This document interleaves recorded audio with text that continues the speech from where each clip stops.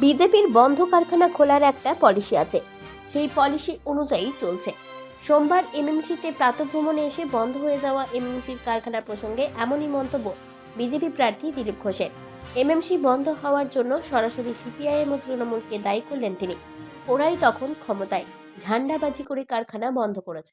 সেই consortium of East Bengal জলে গত 10 বছর আপনারা কেন্দ্রে ক্ষমতায় আছেন, তার মধ্যে 5 বছর দুর্গাপুরে আপনাদের দলের এমপি। এখনো পর্যন্ত মানে এমএমসি নিয়ে কোনো ভাবনা চিন্তা বা সদুত্তর কারোর কাছ থেকেই কোনো রকম ভাবে পাওয়া গেল না, কি বলবেন?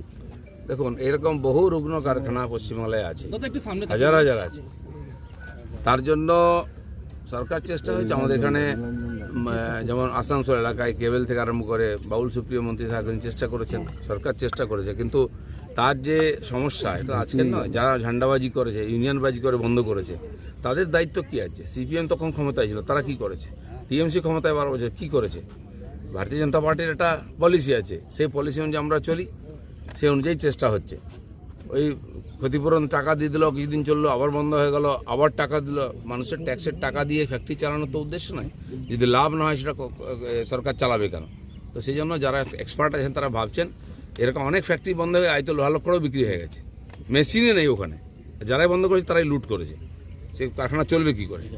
দিলীপ ঘোষের মন্তব্যের তীব্র সমালোচনা করেছে বাম ও তৃণমূল। সিপিআইএম নেতা পঙ্কজ রায় সরকার বলেন যে ওনাকে একটু মনে করিয়ে দেবেন যে এমএমসি যখন বন্ধ হয়েছিল তখন দেশের প্রধানমন্ত্রীর নাম অটল বিহারী বাজপেয়ী এবং তার ক্যাবিনেট মন্ত্রী ছিলেন মমতা বন্দ্যোপাধ্যায়। বাম নেতার কটাক্ষ, বিজেপির পলিসি হল রাষ্ট্রায়ত্ত শিল্পকে বেসরকারীকরণ করা, আদানি আম্বানিদের হাতে বেচে দেওয়া। এইসব যখন কি বলবো, তো ওনার তো জানা উচিত একটা কেন্দ্রীয় সরকারি রাষ্ট্রায়ত্ত সংস্থা বন্ধ করার সিদ্ধান্ত করতে হয় কেন্দ্রীয় সরকারকে।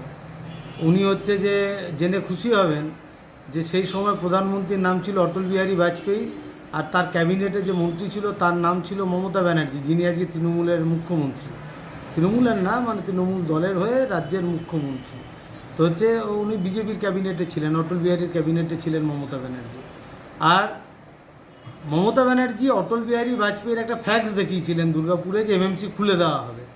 ওনার ঘরে মালপোয়া খাওয়ার পর ফ্যাক্সটা হচ্ছে মমতা ব্যানার্জি দুর্গাপুরের মাঠে মিটিংয়ে দেখিয়েছিলেন। তাহলে ওনার তো প্রশ্ন আগে ওনার গুরুদেবদের করা উচিত, অটল বিহারীদের বাজপেয়ীদের। আপনারা এই নারাবাজি, এই হচ্ছে ক্যামেরাবাজি করলেন কেন?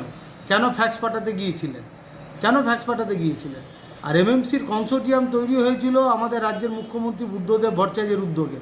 এমএমসি কারখানা বাঁচানোর জন্য রাজ্যের মুখ্যমন্ত্রী যখন জ্যোতি বসু, সোমনাথ চ্যাটার্জি যখন WBITC চেয়ারম্যান, তখন হচ্ছে মনে হয় কয়েক হাজার চিঠি, বাসুদেব আচারিয়া সহ তারা কয়েক হাজার চিঠি এমএমসিকে বাঁচানোর জন্য করেছে। কি করেনি আমাদের ইউনিয়ন, আমাদের পার্টি এমএমসিকে বাঁচানোর জন্য? আর হচ্ছে যে তখন এই তৃণমূলের মমতা ব্যানার্জি বিজেপির ক্যাবিনেটে থেকে এমএমসিকে বন্ধ করেছে। আর আজকে উনি হাত ধুয়ে দিচ্ছেন, হাত ধুয়ে গিয়ে সেখানে হচ্ছে চা খেতে যাচ্ছেন। কেন্দ্রীয় রাষ্ট্রায়ত্ত সংস্থা বন্ধ কেন, তার জবাব ওনাকে দিতে হবে, ওনার দলকে দিতে হবে। এটা পরিষ্কার। বিওজিএল কারখানা কেন বন্ধ হলো? প্রতিরক্ষা খাতে হচ্ছে যে এই গ্লাস হচ্ছে যে সরবরাহ হতো, কেন বন্ধ করা হলো? কেন বন্ধ করা হলো? কেন হিন্দুস্তান ফার্টিলাইজার আর হলদিয়া সার কারখানা খুললো না, অথচ ভারতবর্ষের অন্য সার কারখানাগুলোকে খোলা হলো? পশ্চিমবাংলার 2টো সার কারখানা খোলা হলো না? উনি একটা বলেছেন না যে আমাদের একটা স্ট্র্যাটেজি আছে।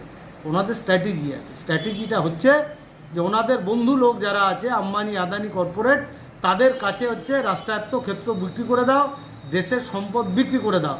আমরা যখন ইউপিএ সরকারে এসেছিলাম, এটা ওনাকে মনে করিয়ে দেবেন, অটল বিহারী বাজপেয়ীর সময় একটা দপ্তর করেছিল বিলগ্নীকরণ দপ্তর। আমরা আসার পর প্রথম হচ্ছে কংগ্রেসকে সমর্থন দিয়ে বলেছিলাম, প্রথম কন্ডিশন হচ্ছে এই বিলগ্নীকরণ দপ্তর নামে কোনো দপ্তর ক্যাবিনেটে থাকবে না। উঠিয়ে দিয়েছিল যখন হচ্ছে আমাদের সমর্থনে ইউপিএ গভর্নমেন্ট এসেছিল। ওনাদের ক্ষমতা আছে মোদিজিকে বলার যে জাতীয় সম্পদ বিক্রি করবে না, ন্যাশনাল হাইওয়ে বিক্রি করছে, রেলওয়ে স্টেশন বিক্রি করছে, পেট্রোলিয়াম সেক্টর বিক্রি করছে, সব বিক্রি করে দিচ্ছে, সব বিক্রি করে দিচ্ছে। জানেন না, পাঠিয়েছে, চলে এসছে। তৃণমূল জেলা সহ সভাপতি উত্তম মুখার্জি বলেন, অটল বিহারীর পদ্ম শুকিয়ে এখন নরেন্দ্র মোদীর পদ্ম টকবক করছে, তাই উনি কথা বলছেন। কেন্দ্র যদি না পারে হাত তুলে সারেন্ডার করুন মোদী, রাজ্য বন্ধ হওয়া কলকারখানাও খুলে দেবে। বাবু বলছেন এমএমসি কারখানা, দিলীপ বাবুর বোঝা উচিত যখন অটল বিহারী বাজপেয়ী যে প্রধানমন্ত্রী ছিলেন তখন এমএমসি কারখানা বন্ধ হয়েছিল, তিনিও কিন্তু পদ্ম ছিলেন। ওই পদ্মটা হয়তো অটল বিহারী বাজপেয়ীজির পদ্মটা শুকিয়ে গেছে, এখন মোদিজির পদ্মটা হয়তো টকবক করছে, সেই জন্য উনি টকবকে কথা বলছেন। ওনার জানা উচিত কেন্দ্রীয় সরকারি সংস্থা রাজ্য অধিগ্রহণ করতে পারে না। যদি কেন্দ্র সরকার না পারছে, রাজ্য সরকারের কাছে দুহাত তুলে স্যারেন্ডার হয়ে যান মোদিবাবুকে দিয়ে, দেখবেন সব কলকারখানা খুলে যাবে, কেন্দ্রীয় সরকার কলকারখানা। এই তো ডিপিএল দেখুন খারাপ অবস্থায় ছিল, এখন তো লাভজনক হয়ে গেছে, শিক্ষা নেওয়া উচিত। দুর্গাপুর থেকে কৌশিক বাসুর রিপোর্ট, 99 নিউজ বাংলা।